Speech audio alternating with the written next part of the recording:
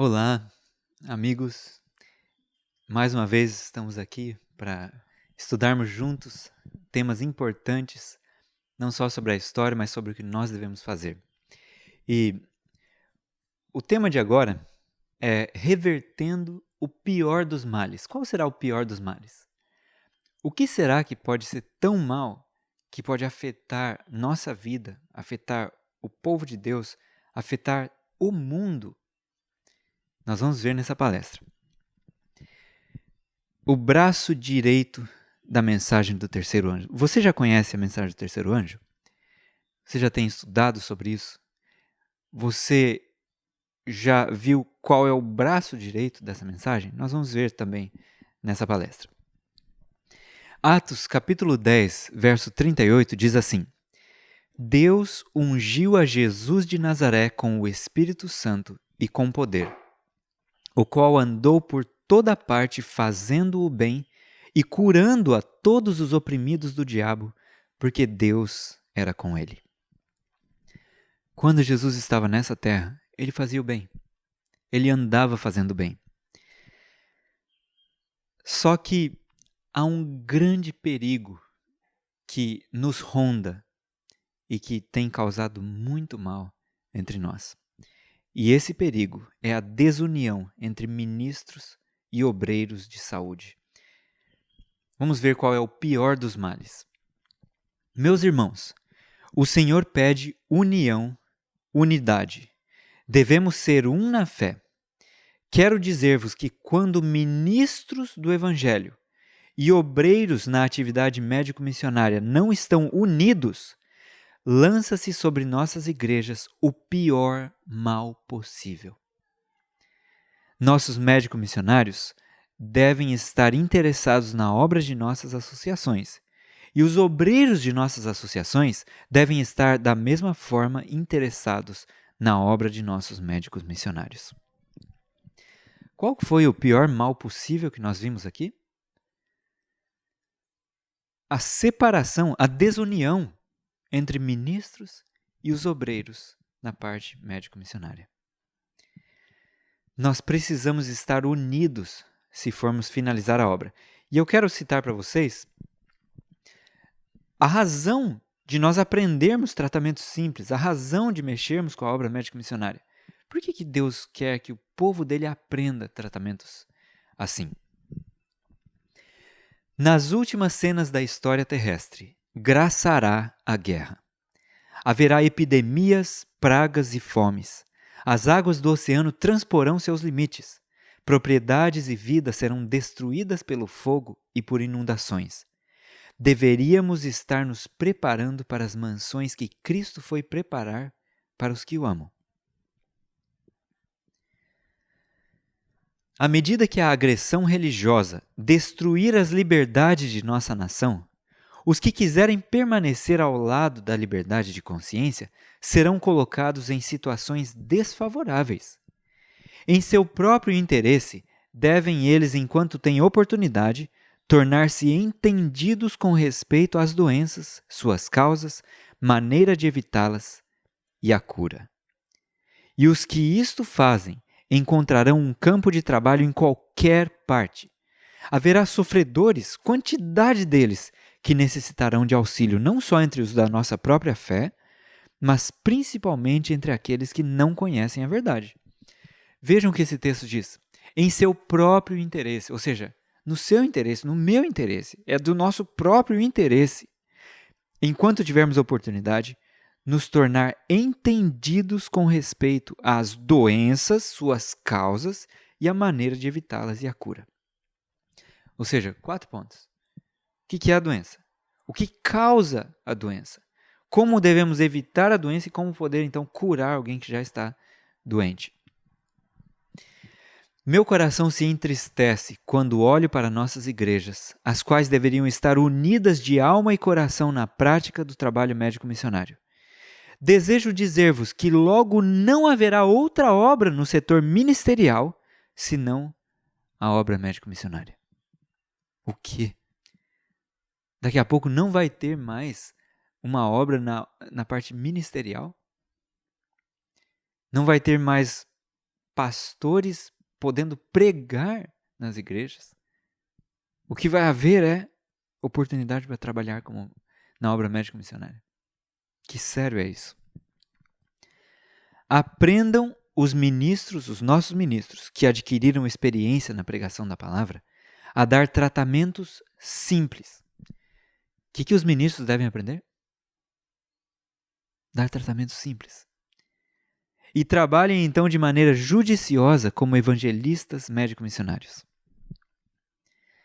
Todos os obreiros evangelistas deveriam saber aplicar os tratamentos simples que tanto suavizam a dor e afastam as doenças. Eu quero que vocês notem essas palavras grifadas.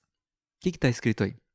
Tratamentos simples. Quer dizer, não é todo mundo que deve aprender a dar tratamento, por exemplo, fazer cirurgia gástrica. Isso não é simples, isso é complexo. Né? Cirurgia no cérebro, crânio aberto. Não é simples. Uma ponte de safena. Não é simples. O que todos devem aprender a fazer? Dar tratamento simples. Isso é, compressas, escaldapés, alívio de dores, né? Usar coisas naturais ou pomadas com coisas naturais para aliviar machucados. Como fazer, por exemplo, eu não sei se vocês já testaram antes, mas eu era bem cético quanto a algumas coisas. Uma vez uma doutora, bem conhecida entre nós, veio me tratar. Eu tinha machucado meu pé, eu tinha pisado numa coisa de vidro e tinha cortado o pé. E eu sei que eu precisava ali de um antibiótico. Ela pegou um pedaço de babosa. Eu olhei e falei, que isso? Eu até tentei explicar para ela, falei, doutora, isso não vai funcionar. Eu preciso de um antibiótico. Isso aqui eu vou precisar cicatrizar, é uma luta. Ela só olhou para mim e falou, fique tranquilo. Eu não fiquei tão tranquilo assim, mas eu falei, tá bom, vou deixar, né? E ela passou a babosa e eu fiquei esperando. Aí passou algumas horas. Chegou a noite, quando eu fui para minha casa, eu olhei e falei, ué, eu tava esperando aqui um vermelho, uma infecção, uma coisa assim. Não tá tendo nada. No dia seguinte fui lá de novo. A gente estava numa escola missionária. Ela pegou a babosa, passou. Ela, na verdade, tinha me dado um pedaço de babosa. Eu passei de novo, fiz mais umas 2 ou 3 vezes e não houve infecção. Eu fiquei muito surpreso, porque para mim o que impediria a infecção era antibiótico. Mas o que aconteceu? Babosa tem esse mesmo efeito. A partir de então eu tenho usado diversas vezes babosa. E em todas elas o resultado tem sido o mesmo. Não tem havido infecção. A cura tem vindo com uma velocidade que me surpreendeu. Então eu era um cético quanto à babosa. Hoje eu vi que ela funciona. Eu recomendo que você faça um teste. Uma outra coisa é tratamento com água, hidroterapia. Olha, se você souber aplicar a água de modo certo, é claro que vai precisar aprender com alguém, aprender em algum lugar, mas se você souber aplicar, a água tem propriedades muito boas que Deus pode usar para restaurar a saúde das pessoas. Mesmo assim, mesmo conhecendo os tratamentos naturais, conhecendo como que as plantas funcionam, você não deve confiar nelas em si para curar. A cura do corpo vem do Senhor, vem de Deus. Mas Ele usa os métodos naturais para produzir resultados sobrenaturais. Em toda parte podem-se encontrar os enfermos, e os que vão como obreiros de Cristo devem ser verdadeiros reformadores de saúde, preparados para dar aos que estão enfermos os tratamentos simples que os aliviarão e então orar com eles. Assim, eles abrirão a porta de entrada para a verdade. Poucos há que podem fazer um curso de preparo em nossas instituições médicas, mas todos podem estudar nossa literatura de saúde, tornando-se entendidos nesse importante assunto. Ou seja, poucos podem ir para uma escola estudar medicina, mas muitos podem ler e hoje ver vídeos, né? Ou ir para uma escola missionária e aprender coisas simples. A maior parte das enfermidades que a gente tem são resolvidas com tratamentos simples. Uma pequena parte são resolvidas com tratamentos bem complexos. E aí existem órgãos apropriados, ou pessoas apropriadas que vão tratar disso. E o colportor?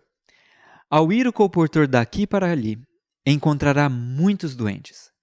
Deve ele ter conhecimento prático das causas da doença e deve saber dar tratamento simples a fim de que possa aliviar os que sofrem. Você já colportou? Você já deu tratamento simples para as pessoas que estavam recebendo você? Infelizmente, isso não é a experiência da maioria que colporta. Nós precisamos aprender os tratamentos e então executar. Uma vez eu colportei com um amigo meu, Gideão, e estávamos em Santa Catarina.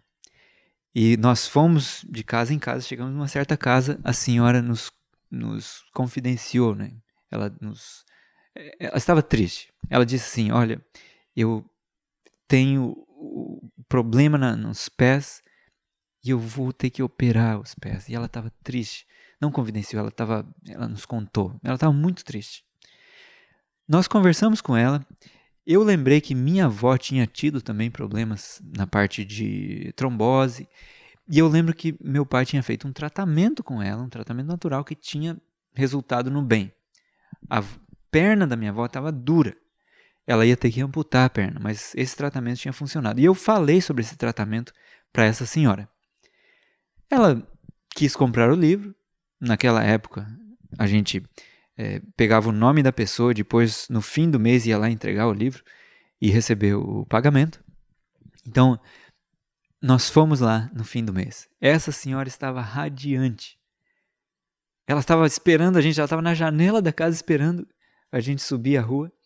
Quando a gente entrou na casa dela, ela estava tão feliz, estava sorrindo. Ela disse, não vou mais precisar amputar os pés. O médico fez um exame e ele disse que já não precisa mais, que melhorou a minha situação. Algo simples, o que a gente tinha recomendado para ela era o escalda-pés. Banho de contraste, também usar alho em cada refeição, alho cru, né? Moer na alimentação, mistura ali na comida e come. Não precisa ser mordendo ele sozinho, que arde, né, a boca. E ela fez e melhorou. Eu não creio que o alho ou a água tenham feito isso por ela. Foi Deus que fez. Mas Deus usa os métodos naturais, os tratamentos simples, para operar em favor do ser humano. O povo de Deus deve ser genuinamente médico missionário. Deve aprender a ministrar as necessidades da alma e do corpo. Deve saber como ministrar tratamentos simples que fazem tanto em aliviar dores e remover enfermidades. Os remédios de Deus são os simples agentes da natureza que não sobrecarregarão nem enfraquecerão o organismo mediante suas fortes propriedades. Aí ela cita aqui: ar puro, água, asseio, regime adequado, pureza de vida e firme confiança em Deus são remédios por cuja falta milhares de pessoas estão perecendo.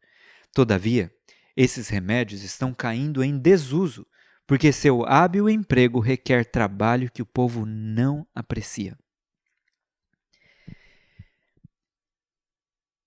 Nós vamos ver sobre a Associação Beneficente Adventista do Sétimo Dia. Ela foi criada em 1868 e ela foi criada em resultado de um erro nosso fracasso em prover as necessidades de Hannah More. Quem era Hannah More? Ela era batista, foi uma missionária para a Libéria, que fica na costa oeste da África. Ela era professora, autora, pregadora, enfermeira prática. E ela teve 20 anos de experiência em missão. Em uma das viagens que ela fez aos Estados Unidos, ela recebeu o livro História do Sábado das mãos de S.N. Haskell. Ela levou o livro de volta para a África para compartilhar com seus amigos. E ela imaginou, eles vão amar isso aqui. Amar conhecer a verdade sobre o sábado. Mas ela estava errada. Eles não amaram a ideia. E ela foi demitida e teve que pagar sua viagem de volta aos Estados Unidos. Ela chegou à Nova Inglaterra, que é a costa, é o nordeste dos Estados Unidos. Ela chegou à Nova Inglaterra entre os anos 1866 e 67. E ela não conseguiu emprego, seu dinheiro estava acabando. Ela então decidiu a ir a Battle Creek porque ela supunha que o povo de Deus estava ali. Pagou para se hospedar no sanatório e esperou que alguém a contratasse. Ninguém a contratou. Ela esperou que alguém a convidasse para ficar em sua casa. Ninguém a convidou. O dinheiro estava acabando. Então ela escreveu a uma amiga batista, missionária, pedindo para ir morar com eles. E ela se mudou para morar com essa família pobre. Ela tentou ensinar as crianças, mas logo ela ficou muito enferma. Seu único aposento na casa era o sótão, mas ali não havia aquecimento. E olha, em Michigan, atravessar um inverno em Michigan, ali chega às vezes a menos 20, é coisa séria. O único calor do aposento era o cano do fogão por onde escapava fumaça. E ela acabou morrendo, falecendo em março de 1868, porque ela contraiu tuberculose. Neste testemunho, falo livremente do caso da irmã Anna Moore. Não por desejar entristecer a igreja de Battle Creek, mas pelo senso do dever. Eu amo a igreja a despeito de suas faltas. Desconheço uma outra igreja que, em atos de benevolência e deveres em geral, se desempenhe tão bem. Apresento os alarmantes fatos neste caso para despertar nosso povo em toda parte para o senso de seu dever. Nenhum dentre 20 daqueles que têm boa reputação como adventistas do sétimo dia está vivendo de acordo com os abnegados princípios da palavra de Deus. No caso da irmã Hannah Moore, vi que negligenciar a ela foi negligenciar a Jesus na pessoa dela. Tivesse o Filho de Deus vindo da maneira humilde e despretensiosa, como jornadeava de um lugar para o outro quando esteve na terra, e não teria encontrado melhor recepção. O que ela diz aqui? Jesus, se ele tivesse vindo de forma humilde, ele não teria encontrado uma melhor recepção do que Hannah Moore. Que coisa mais séria, irmãos.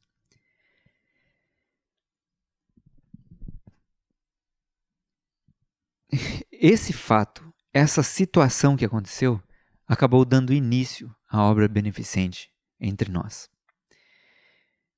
Em 1887, haviam 37 missões adventistas em operação que trabalhavam nas cidades. Uma das pessoas que foi altamente envolvida nessa obra médico-missionária foi o Dr. John Harvey Kellogg. Vamos ver algumas características dele. Ele era inteligente, sim, muito inteligente, inseguro, independente, orgulhoso, generoso. Ele criou 42 filhos e adotou 18 permanentemente. Os outros ele adotou temporariamente. Pagou os estudos de medicina, o curso de medicina, para 50 pessoas. E ele também era convertido. O que? O Dr. Kellogg convertido? Como é possível isso? Sim, vejam bem. Após a reunião de Minneapolis, o Dr. Kellogg era um homem convertido e todos nós sabíamos disso. Podíamos ver o poder convertedor de Deus operando em seu coração e vida. Claro, a reunião de Minneapolis que ela se refere é a de 1888, onde foi pregada a mensagem de justificação pela fé. E Kellogg estava presente, ele assistiu às mensagens e ele foi convertido. Qual que é o resultado prático da conversão? Graça é favor imerecido e o crente é justificado sem qualquer mérito seu próprio, sem nenhum direito a alegar a Deus. É ele justificado pela redenção que há em Cristo Jesus, que está nas cortes do céu como substituto e penhor do pecador. Mas conquanto seja justificado por virtude dos méritos de Cristo, não é ele livre para praticar a injustiça. A fé opera por amor e purifica a alma. A fé desabrocha e floresce e traz uma colheita de fruto precioso. Qual que é a colheita? Qual que é o resultado prático da fé? Onde há fé, aparecem as boas obras. Os doentes são visitados, cuidados os pobres, não se negligenciam os órfãos e as viúvas, são vestidos os desnudos e alimentados os pobres.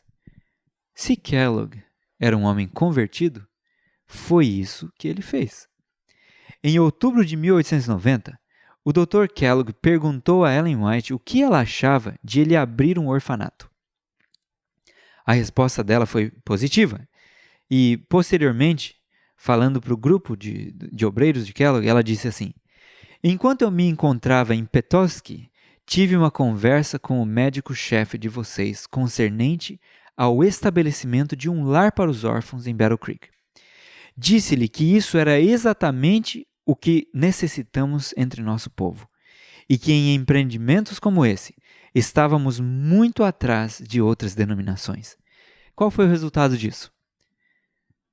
Eles construíram a Casa Haskell para órfãos. Isso aqui não veio de Stephen Haskell, veio de Caroline Haskell, em memória de seu esposo Frederick Haskell, que tinha falecido. Eles não eram adventistas, mas ela foi ao sanatório de Battle Creek, foi muito bem atendida, ela gostou dali, gostou do que estava acontecendo, e ela chegou para Kellogg e perguntou: eu gostaria de doar para vocês, o que vocês estão precisando? Ele não sabia quanto que ela tinha em mente, ele falou: olha, a gente sempre pode usar um leito hospitalar. Mas ela pensava em algo um pouco mais caro que isso. Então ela doou a quantia de $30.000, que na época valia muito mais do que agora. Tanto que com $30.000 eles construíram essa casa aí, essa Casa Haskell para os órfãos. Olha o tamanho do prédio. A igreja deveria ter abraçado essa obra, ou seja, a obra médico-missionária, em cada associação. E se as capacidades de raciocínio que têm sido tão plenamente ocupadas em imaginar planos que não podem ter sucesso e que não têm o endosso do céu, tivessem sido empregadas em imaginar planos para executar a própria obra que o Senhor os tem chamado a fazer, em alcançar o povo onde eles estão, a obra teria sido carregada por muitos em vez de poucos. Esta é a obra que as igrejas deixaram de fazer. Opa, espera aqui. Isso é importante. Esta é a obra que as igrejas deixaram de fazer e elas não podem prosperar até que tenham assumido esta obra nas cidades, nos caminhos e nos valados. Nós estamos encontrando aqui um resultado do pior dos males. Essa obra, a obra em favor dos necessitados, dos pobres, dos sofredores humanos, é a obra que as igrejas deixaram de fazer. E agora, sabe quando você tem um fator limitante? Algo que não dá para fazer sem outra coisa? As igrejas querem prosperar, mas elas não podem prosperar enquanto elas não fizerem essa obra. Que coisa mais séria. Então, os anjos de Deus irão cooperar com as instrumentalidades humanas e um sistema religioso será inaugurado para aliviar as necessidades de seres humanos sofredores que estão em necessidade física, mental e moral.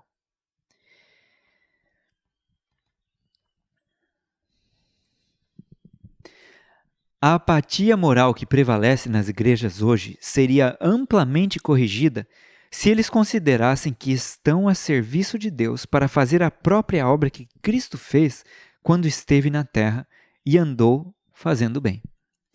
A própria obra que o Dr. Kellogg tem administrado é o tipo de obra que todas as nossas igrejas estão obrigadas a fazer sob a relação de aliança com Deus.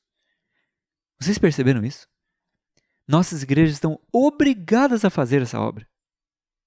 A obra que Kellogg estava fazendo, e o que ele estava fazendo? Uma obra em favor dos necessitados e dos sofredores. As igrejas devem amar a Deus supremamente e ao próximo como a si mesmos. Eles devem perceber que todos vocês são irmãos. Não há favoritos para com Deus.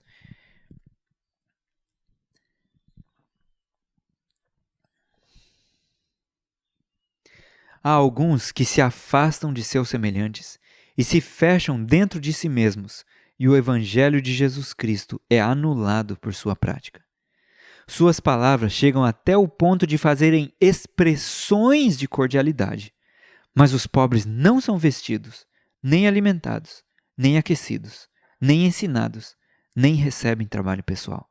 Ou seja, não passa de palavras. É tipo o que Tiago diz, né?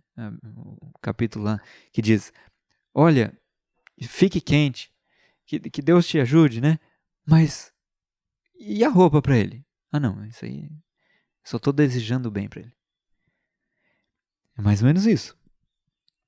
Chegam a ponto de fazer expressões de cordialidade, mas não fazem a obra cordial.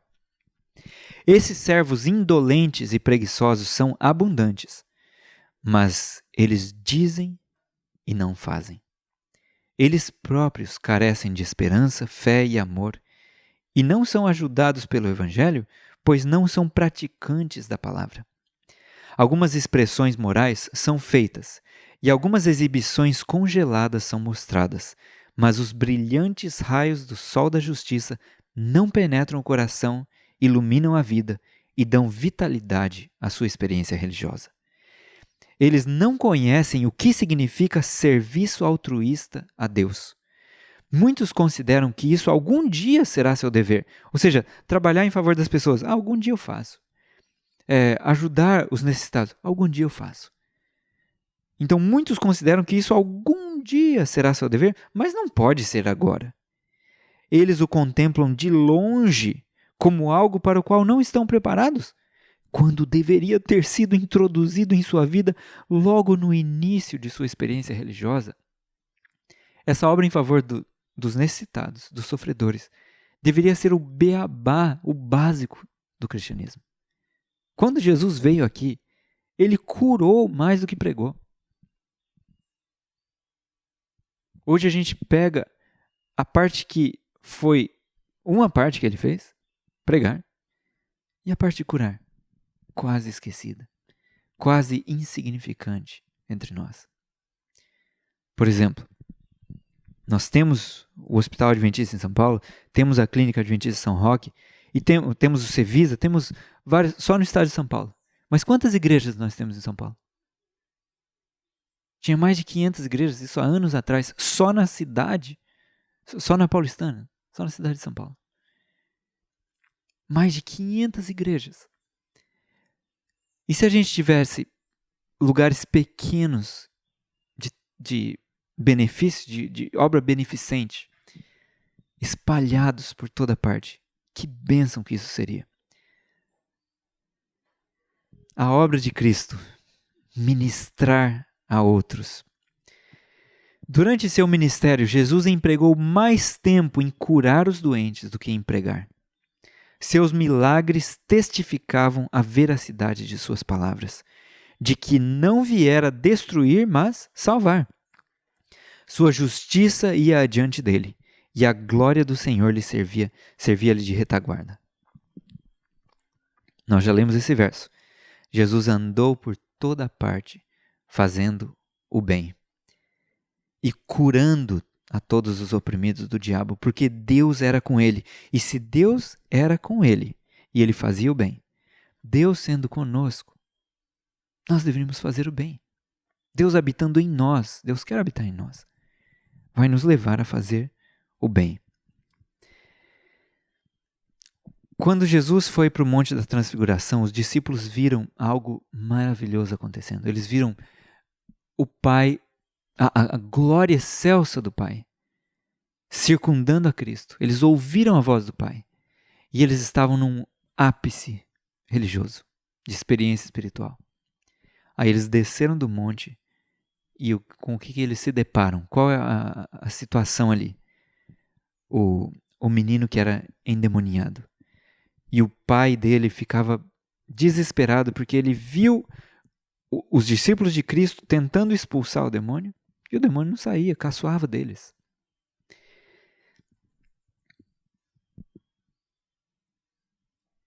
Os discípulos viram a humanidade como transfigurada à imagem de Deus e como rebaixada à semelhança de Satanás.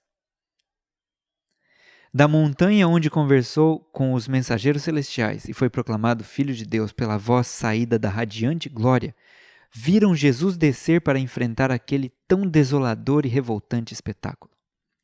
O jovem lunático, com a fisionomia contorcida, rangendo os dentes e em espasmos de agonia que poder algum humano podia aliviar. E esse poderoso Redentor, que havia poucas horas apenas se achava glorificado perante os maravilhados discípulos, desce para erguer a vítima de Satanás do pó em que se contorce, e em saúde de espírito e de corpo, o restitui a seu Pai e ao seu lar. Que obra maravilhosa! O Senhor Jesus veio libertar os cativos, libertar aqueles oprimidos do diabo. Esse jovem ficou livre do poder dos demônios. Era uma lição objetiva da redenção. O divino descendo da glória do Pai para salvar o perdido. Representava também a missão dos discípulos, não somente no cimo da montanha com Jesus, em horas de iluminação espiritual, se deve passar a vida dos servos de Cristo. Há para eles trabalho a fazer na planície. Almas a quem Satanás tem escravizado estão à espera da palavra de fé e oração que os tornará livres. Como é isso na prática, então? Nós temos aqui uma pessoa que começou jovem e ele morreu novo, na verdade. Acho que foi 48 anos. Mas foi um grande homem durante o tempo que ele viveu. Ele escreveu um livro chamado Pegadas da Fé. Dr. David Paulson. E nos Estados Unidos costumavam-se haver verões de malária. O tratamento comum era usar uma substância chamada quinina, mas Ellen White não tinha falado muito bem da quinina. Então, eles, como criam no Espírito de Profecia, Dr. Paulson, Dr. Kress, eles não tinham certeza que quinina fosse algo bom e eles decidiram tratar as pessoas com hidroterapia. Eles fizeram um teste com os pacientes que estavam vindo. O outro doutor, que era colega de classe deles, acreditava na quinina e Paulson e Kress não acreditavam. Eles fizeram um teste e dividiram os pacientes alternadamente em dois grupos, o da quinina e o da hidroterapia. Só para vocês saberem também quem que é esse doutor, ele é...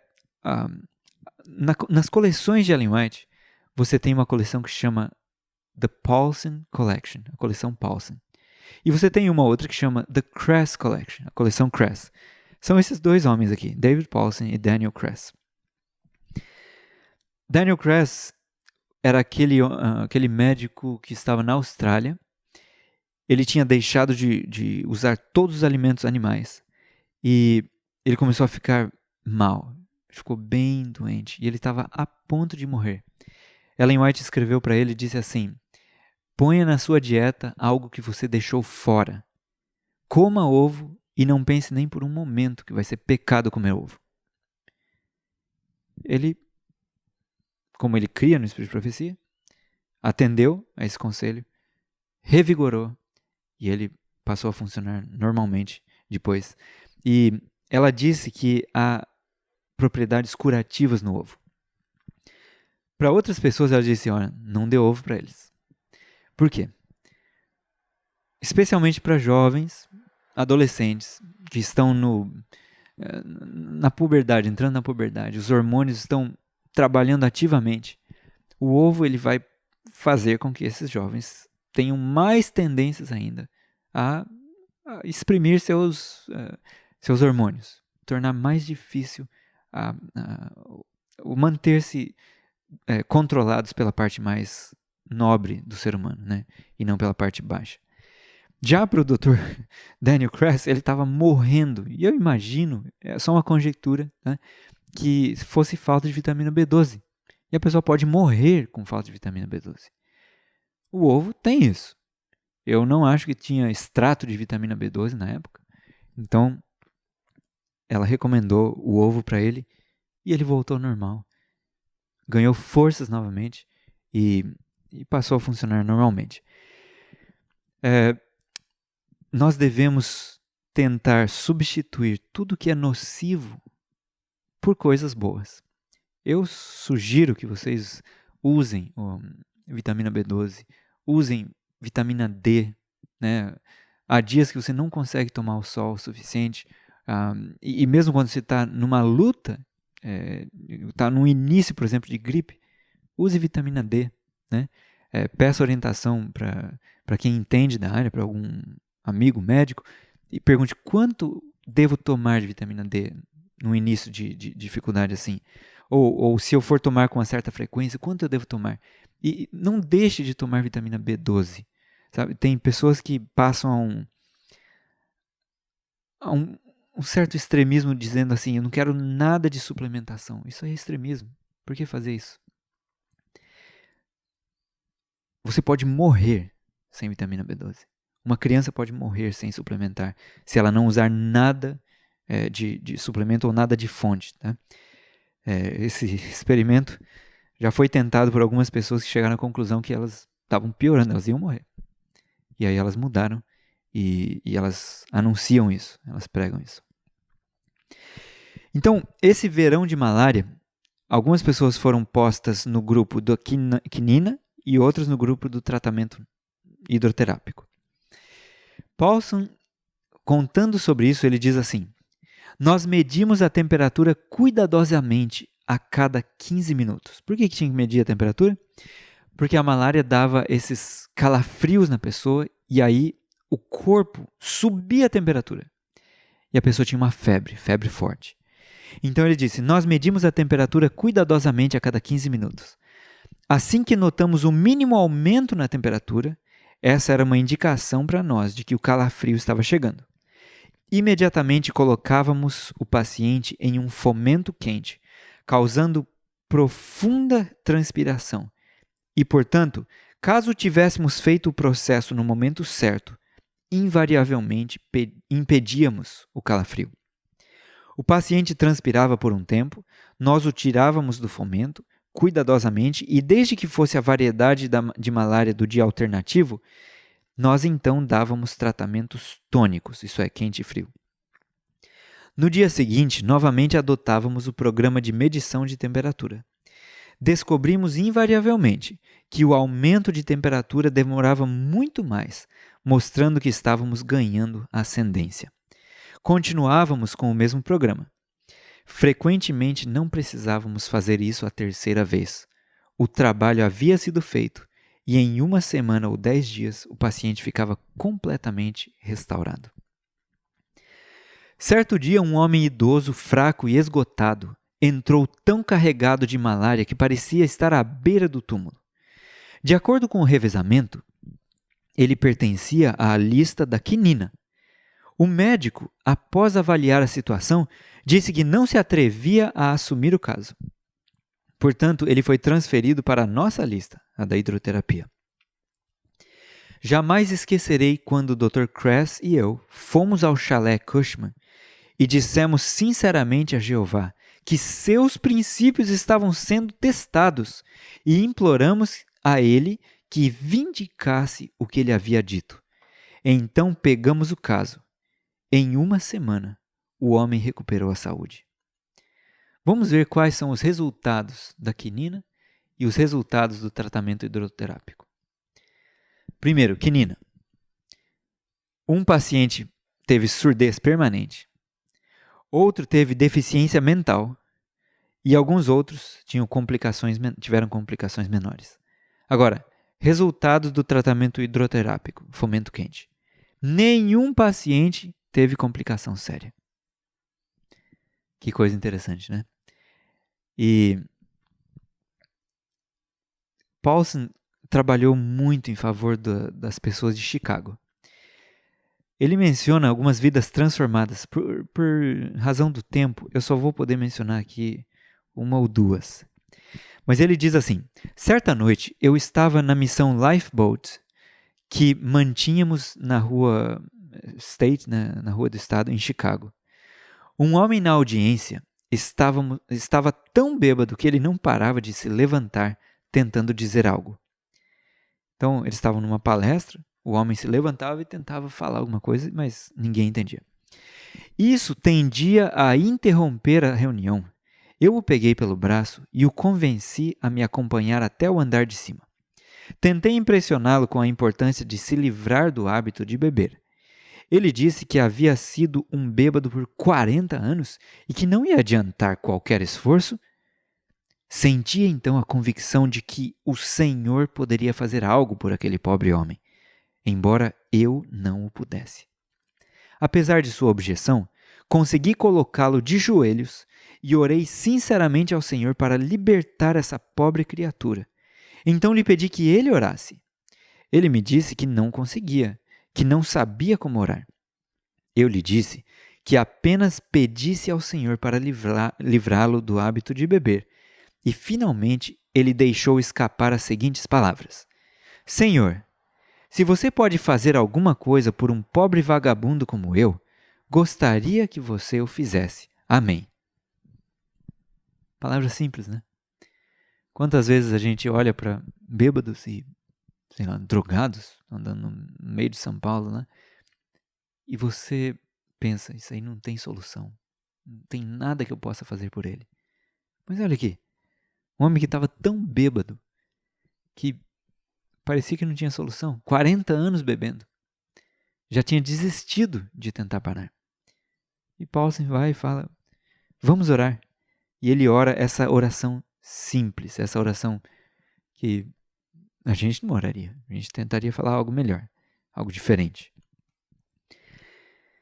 Esta oração não me pareceu muito marcante, mas, evidentemente, Deus enxergou uma oração mais profunda lá dentro da alma do pobre homem, porque ele se levantou praticamente sóbrio. Ele fez essa oração e se levantou praticamente sem efeito da bebida. Eu o levei novamente para a reunião da missão e pretendia vê-lo quando o encontro acabasse, mas ele saiu sem ser visto. 6 semanas depois, ele voltou bem vestido, bem arrumado e em juízo perfeito. Ele queria ver o médico com bigodes, mas eu não estava lá naquela noite. Quando surgiu a oportunidade de dar testemunhos, ele se levantou e disse que 6 semanas antes, ele havia entrado na missão como um pária da sociedade, bêbado. Sua esposa o deixara em completo desespero. Seu patrão o dispensara. Suas ferramentas foram penhoradas para beber. Mas o médico o levou escada acima e o fez ajoelhar e orar. E algo aconteceu com ele. Saiu da missão com um novo poder em sua vida. Ele procurou diligentemente sua esposa e lhe disse que se ela voltasse a viver com ele, ele não lhe causaria mais problemas. Disse a seu patrão que se ele o ajudasse a conseguir suas ferramentas novamente, poderia se manter sóbrio agora. Informou que a partir daquela hora não teve mais apetite por whisky ou qualquer bebida alcoólica. Pensem nisso. Deus chegou a tirar o gosto que aquela pessoa tinha por álcool. Eu suponho que esse gosto às vezes seja sobrenatural. O inimigo tenta fazer a gente se viciar em coisas, mas Deus pode quebrar esse poder maligno. Ele pode libertar a cada um de nós, seja da prisão, da escravidão que for. Não só álcool, drogas, sexo equivocado, errôneo, masturbação, todas as coisas que são prisões tabagismo, todas as coisas são prisões que prendem o ser humano. Deus pode nos libertar se nós clamarmos a Ele. Os discípulos oraram, quando eles estavam no barco, eles oraram: Senhor, salva-nos. Uma oração assim nunca deixou de ser ouvida por Cristo. Cristo sempre ouve isso. E nós, na situação que estivermos, podemos clamar: Senhor, salva-nos. Nós perecemos. Salva-nos, Senhor. E Ele vai estender sua mão. Ele vai ordenar que a tempestade pare. Ele vai nos libertar dessas coisas que nos prendem.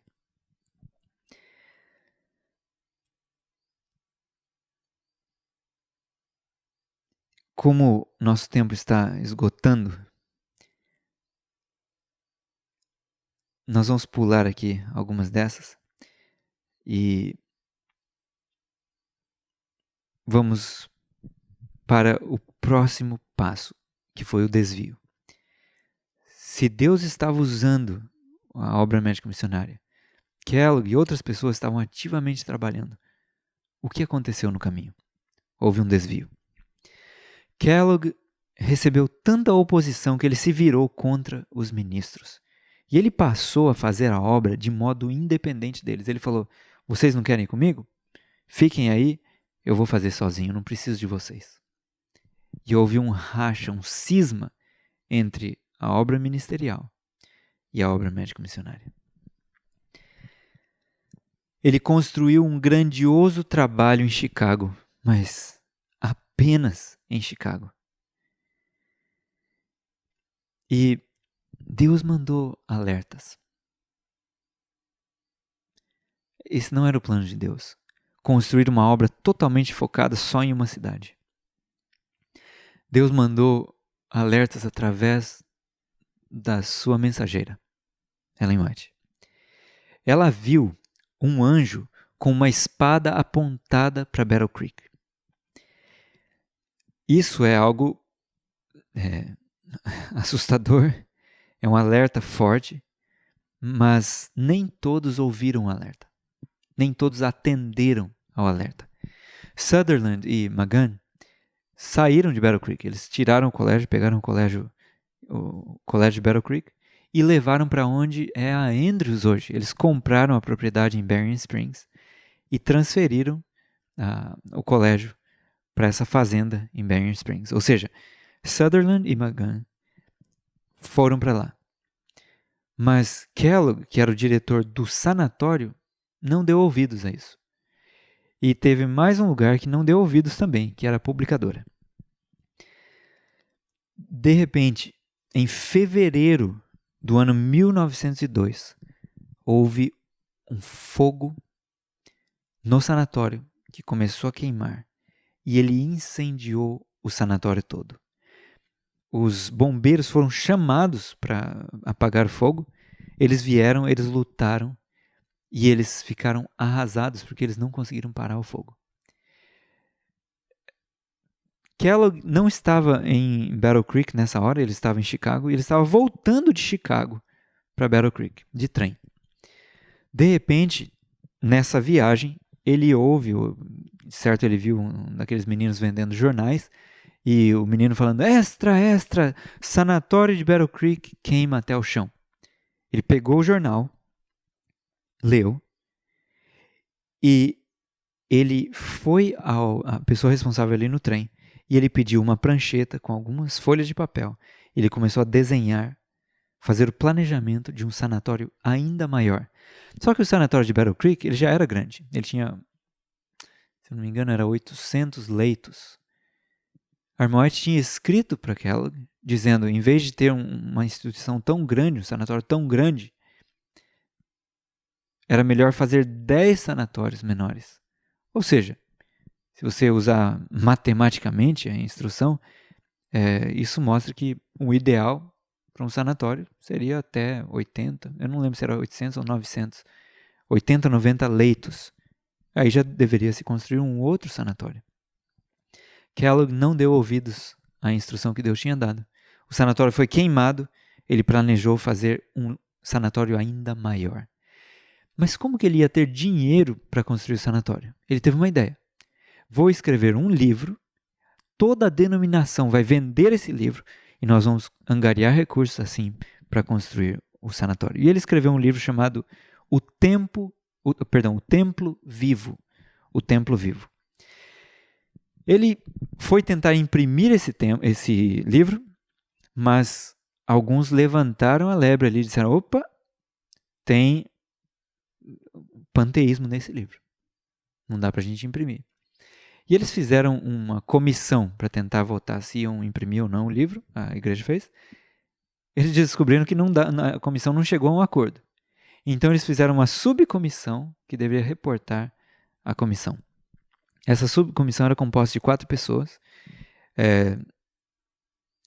uma delas sendo Kellogg, e do outro lado...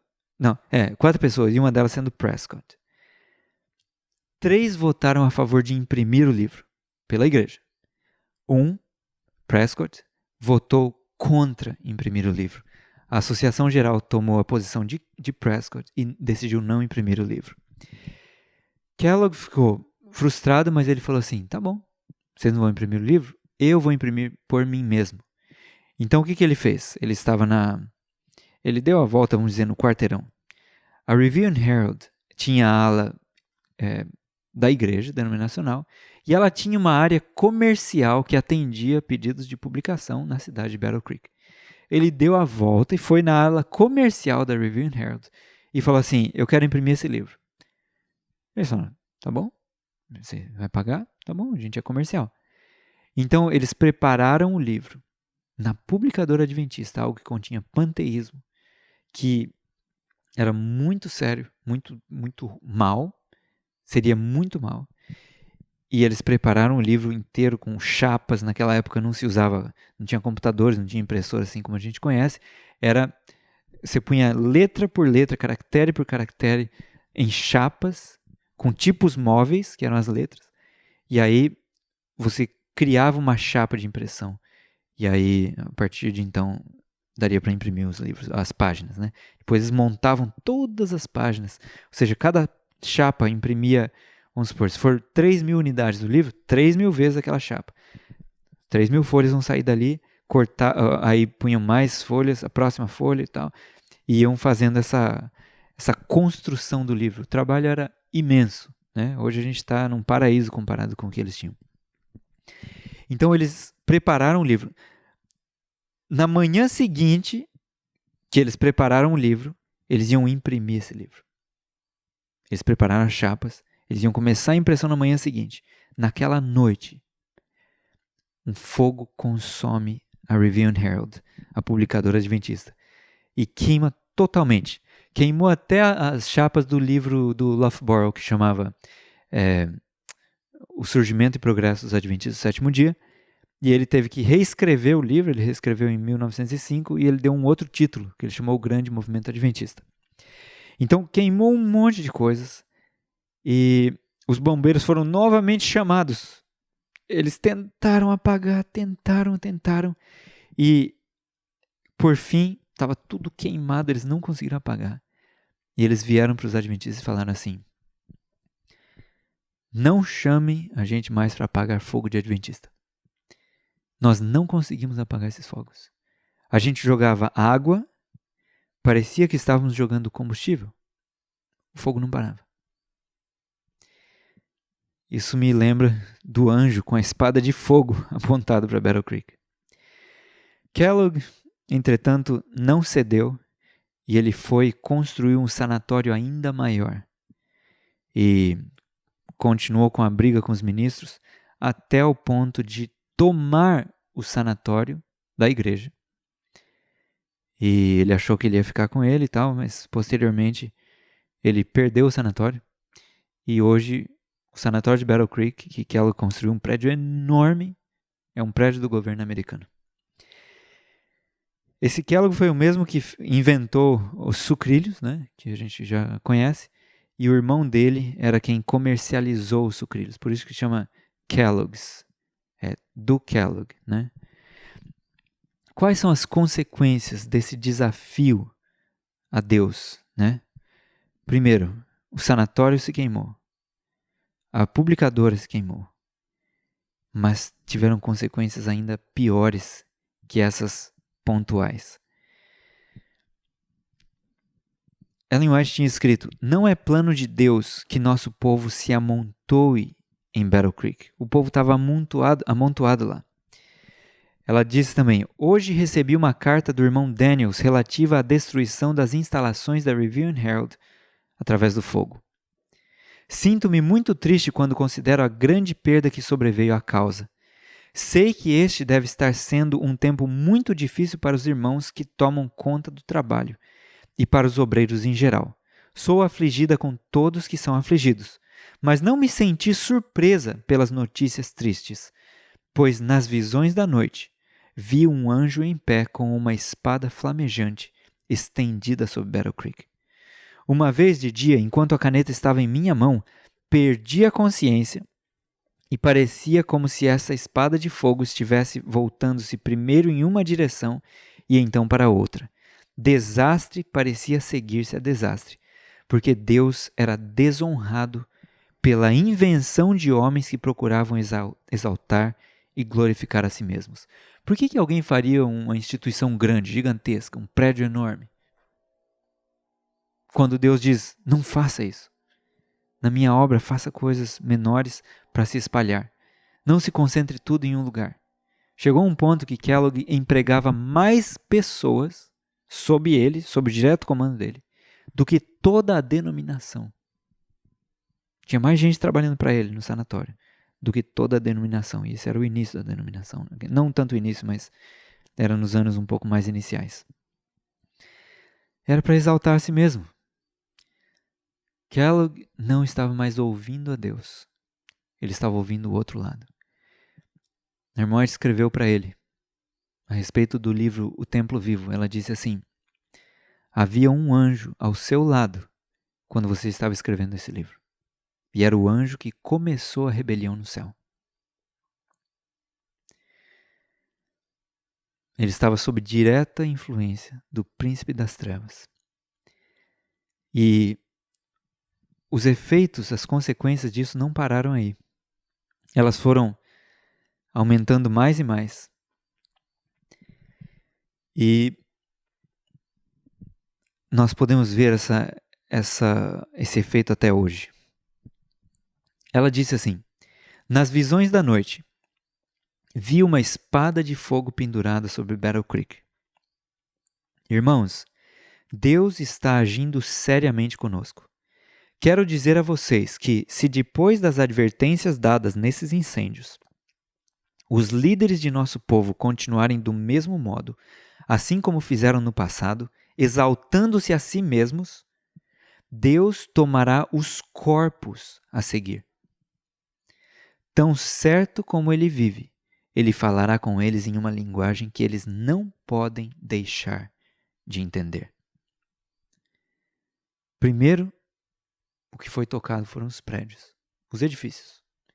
Se as pessoas não entendessem, ia ser tocado os corpos. Isso teve efeito. O que aconteceu? A escola saiu. A publicadora saiu para outro lugar. A administração saiu para outro lugar. E não ficaram em Battle Creek.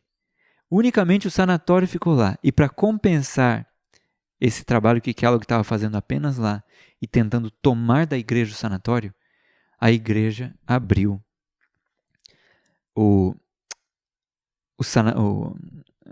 a parte de Loma Linda, né?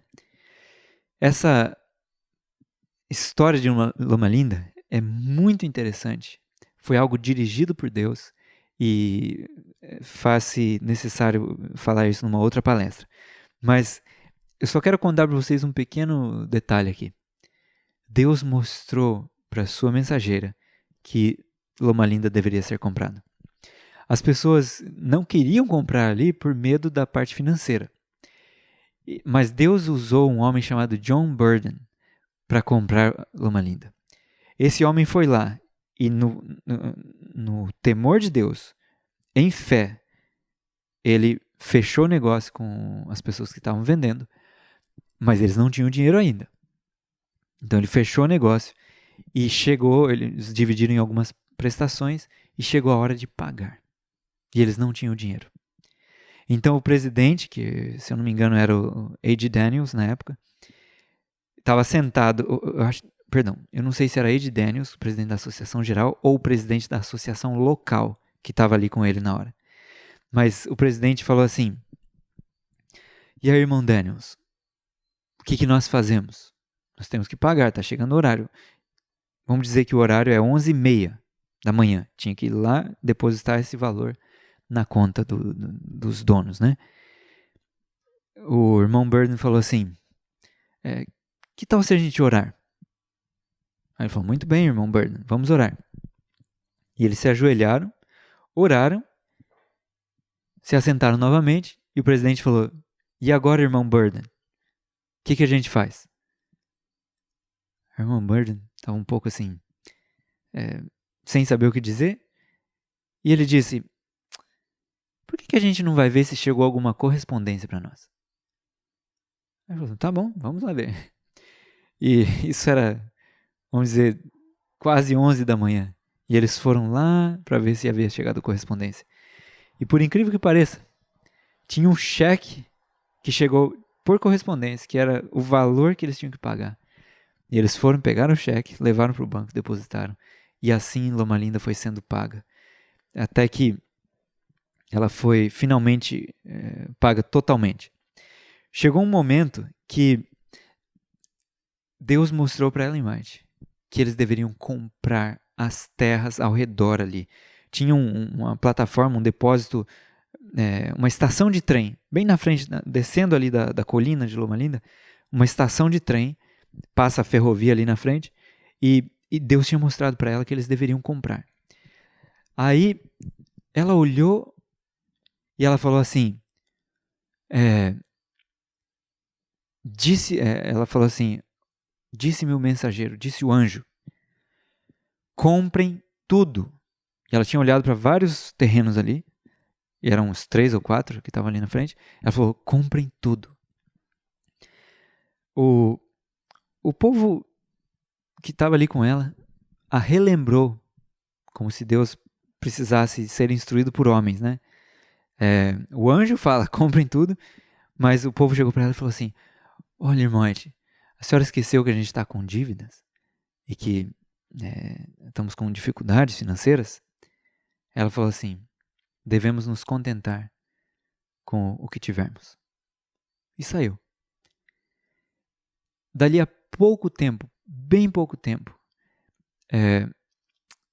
várias propriedades tinham sido compradas. A única que não tinha sido comprada tinha duplicado de preço.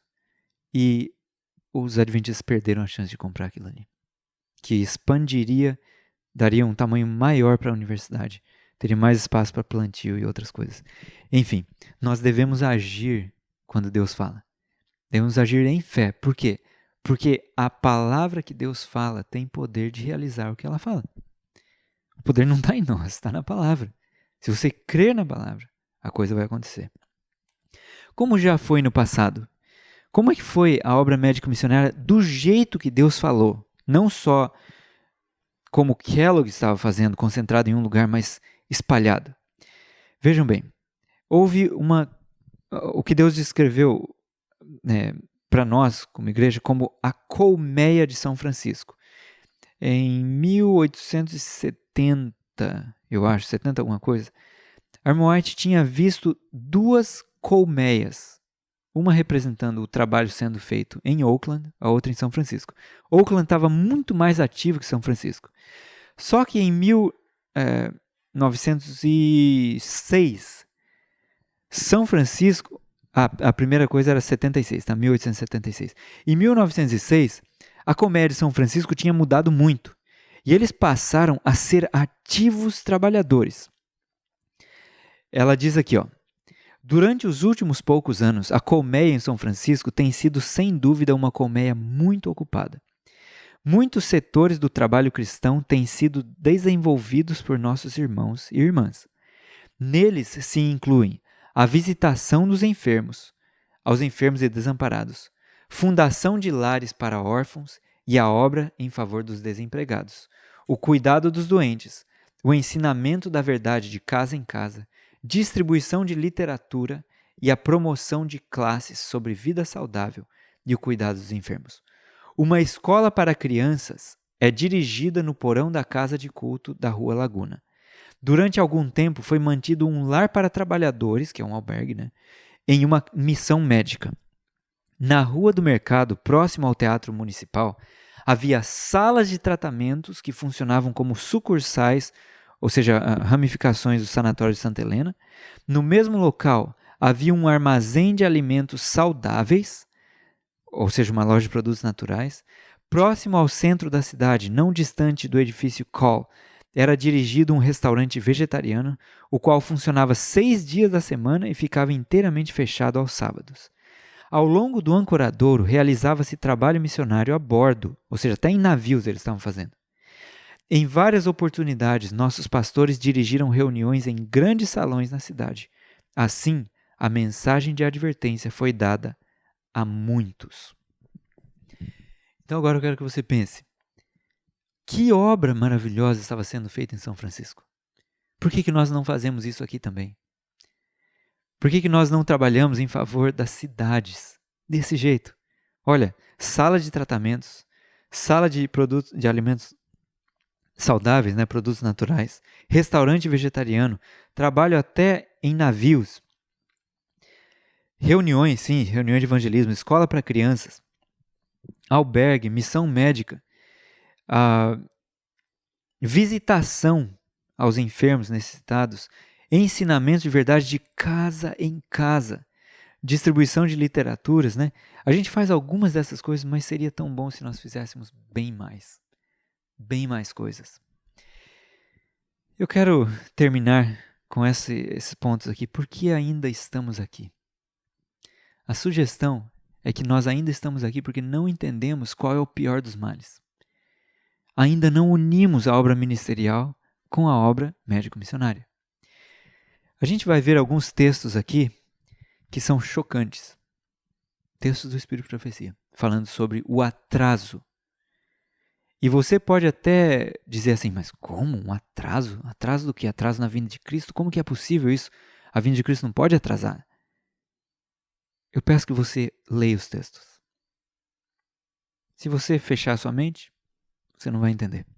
Mas se você tentar entender o que Deus está falando, você vai ver que nós temos uma responsabilidade a ser feita. Em 1868, a irmã White escreveu: a longa noite de tristeza é aflitiva, mas a manhã é adiada em misericórdia. Preste atenção na palavra, adiada. Porque se o mestre viesse, muitos seriam achados desprevenidos. A recusa de Deus em permitir que seu povo pereça tem sido a razão de tão longa demora. 1883, ela disse: houvessem os adventistas, depois da grande decepção, ou seja, do grande desapontamento de 1844, ficado firmes na fé e seguido avante em união no caminho aberto pela providência de Deus, recebendo a mensagem do terceiro anjo e proclamando-a ao mundo, no poder do Espírito Santo, haveriam visto a salvação de Deus. O Senhor haveria cooperado poderosamente com seus esforços, a obra se haveria completado e Cristo haveria vindo antes disto para receber seu povo, para lhes dar o galardão. Vocês viram que é condicional? Cristo teria vindo antes. Mas por que ele não veio? Porque os adventistas, depois do grande desapontamento, não ficaram firmes na fé. A maioria saiu. Um grupinho aqui, um grupinho ali, permaneceu firme. Não era a vontade de Deus que a vinda de Cristo fosse assim retardada. Dá para acreditar nisso? Não era a vontade de Deus que a vinda de Cristo fosse assim retardada. O que ela está dizendo? Foi retardada. Foi adiada, foi atrasada. Não era desígnio seu que seu povo Israel vagueasse 40 anos no deserto. Ele prometera levá-los diretamente à terra de Canaã e ali estabelecê-los como um povo santo, sadio e feliz. Aqueles, porém, a quem havia sido pregado primeiramente, não entraram por causa da sua incredulidade. Notem a palavra. O que atrasou? O que impediu eles de entrar? Incredulidade. A gente já vai ver isso como se aplica a nós. Seus corações encheram-se de murmuração, rebelião e ódio, e ele não pôde cumprir seu concerto com eles. Por 40 anos, a incredulidade, murmurações e rebelião excluíram o antigo Israel da terra de Canaã. Israel, então, ficou 40 anos no deserto por rebelião, por incredulidade, murmurações e rebelião? Será que isso também se aplica a nós? Veja bem, olha como continua. Os mesmos pecados têm retardado a entrada do moderno Israel na Canaã celeste. Em nenhum dos casos as promessas de Deus estiveram em falta. É a incredulidade, o mundanismo, a falta de consagração e a contenda entre o professo povo do Senhor que nos tem conservado neste mundo de pecado e dor por tantos anos. Irmãos, quão mais claro dá para ser do que isso? A vinda de Cristo tem sido atrasada por nossa culpa. Se os que dizem ter uma experiência viva nas coisas de Deus tivessem feito a obra que lhes fora designada segundo o Senhor havia ordenado, o mundo inteiro teria sido avisado antes disso, e o Senhor Jesus teria vindo em poder e grande glória. Aí você fala assim, mas Deus determinou já o dia que ele vem. Sim, é verdade. Olha quando que ele determinou. Leia aqui o texto. Pois Deus determinou um dia em que ele há de julgar o mundo. Como que é então isso aí? Ele nos diz quando esse dia chegará. E será pregado este evangelho do reino por todo o mundo para testemunha a todas as nações. Então virá o fim. Vocês perceberam isso? Deus falou quando vai ser. Quando você pregar o evangelho a todas as nações. Você percebe que grande parte da responsabilidade de permanecermos tantos anos a mais aqui recai sobre nós mesmos? Tivesse o povo de Deus o amor de Cristo no coração, fosse todo membro da igreja inteiramente possuído do espírito de abnegação, manifestassem todos completa sinceridade, e não haveria falta de fundos para as missões na pátria e no estrangeiro. Multiplicar-se-iam nossos recursos, abrir-se-iam milhares de portas de utilidade e seríamos convidados a entrar. Caso o desígnio de Deus houvesse sido executado por seu povo no anunciar a mensagem de misericórdia ao mundo, vocês estão vendo a condicional aqui? Caso o desígnio de Deus houvesse sido executado, Cristo teria vindo à terra e os santos haveriam, antes disso, antes de agora, recebido as boas-vindas na cidade de Deus. Nós atrasamos, irmãos. Dando o evangelho ao mundo, está em nosso poder apressar a volta de nosso Senhor. Você fala, mas dá para apressar a vinda de Cristo? Irmãos, esse é o texto bíblico, esse é o texto do Espírito de Profecia. Pedro fala, aguardando e apressando a vinda do Senhor Jesus Cristo. A irmã Arte fala, está em nosso poder apressar a volta do nosso Salvador, nosso Senhor. Não nos cabe apenas aguardar, mas apressar o dia de Deus. E se a gente disser que apressar não quer dizer apressar, então não sei o que significa. Apressar é apressar, fazer vir mais rápido. Cristo aguarda com fremente desejo a manifestação de si mesmo em sua igreja. Quando o caráter de Cristo se reproduzir perfeitamente em seu povo, então virá para reclamá-los como seus. Todo cristão tem o privilégio não só de esperar a vinda de nosso Senhor Jesus Cristo, como também de apressá-la. Se todos os que professam seu nome produzissem fruto para a sua glória, quão depressa não estaria o mundo todo semeado com a semente do Evangelho? Rapidamente amadureceria a última grande seara e Cristo viria recolher o precioso grão. E nós temos a penúltima citação. Essa é muito séria. Essa foi dada... essa foi numa carta para Magan, no ano 1901, e está citada em Eventos Finais, página 39. A irmã White diz assim: talvez tenhamos de permanecer muitos anos mais neste mundo por causa de insubordinação. Como aconteceu com os filhos de Israel. Por quê? Insubordinação. Mas por amor de Cristo, seu povo não deve acrescentar pecado a pecado, responsabilizando a Deus pela consequência de seu próprio procedimento errado. Ai, Senhor, por que o Senhor está demorando? Quê? Nós não devemos responsabilizar a Deus pelas consequências do nosso erro, nosso pecado. É nossa culpa. Permanecer muitos anos a mais é nossa culpa. De quem foi a culpa de Israel não entrar imediatamente em Canaã, mas rodear mais 38 anos no deserto? Foi de Deus? Não. De modo semelhante, não é culpa de Deus que a gente está aqui tanto tempo. Nós poderíamos ter entrado antes dessas datas que ela falou aqui. Ela diz antes disso, antes de agora. Já poderíamos ter entrado. O que aconteceu depois dessas mensagens? Primeira Guerra Mundial, Segunda Guerra Mundial, AIDS, Ebola e um monte de outras coisas. Essa pandemia que houve agora. Tudo isso aconteceu após o tempo que nós já poderíamos ter entrado. Vocês percebem que não é sem consequências que a gente indulge na incredulidade.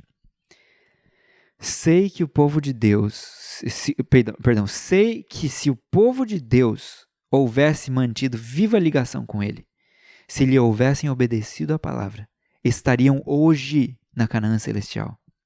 Isso foi escrito em 1903. E quanto a nós, o que faremos? Ele, está falando de Deus, pôs ao nosso alcance, mediante a cooperação com ele, levar esta cena de miséria a termo. E termo quer dizer fim. Levar a fim, ou seja, dar fim a essa cena de miséria. Nós podemos cooperar com Deus. Jesus andou por toda parte, fazendo o bem e curando a todos os oprimidos do diabo, porque Deus era com ele. Vamos participar com Cristo, fazendo a obra que Ele fez aqui. Ele quer nossa cooperação. Ele quer agir através de nós e mostrar para o mundo o caráter dele. Que Deus possa nos abençoar. Vamos orar. Senhor Deus, tem misericórdia de nós. Não nos deixe sermos incrédulos. Não nos deixe atrasarmos mais a tua vinda. Ajuda-nos a trabalhar em cooperação contigo, em consonância contigo. Ajuda-nos a viver a vida que o Senhor quer para nós, a fazer a missão que o Senhor tem para nós. Nós nos consagramos a Ti. Em nome de Jesus. Amém.